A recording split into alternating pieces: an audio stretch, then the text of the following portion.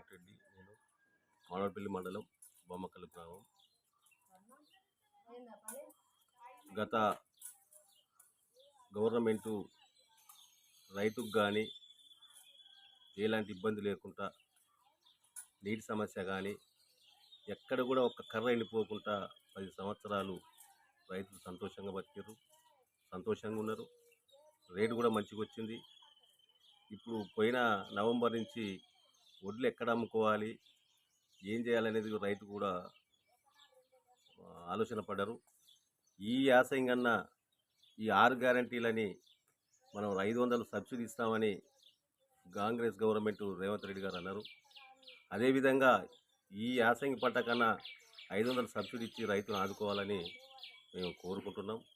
రైతులు బాగుండాలంటేనే సబ్సిడీ ఇస్తేనే రైతు సంతోషపడతాడు. ఇప్పుడు కరువు వచ్చి పొలాలు బోర్లు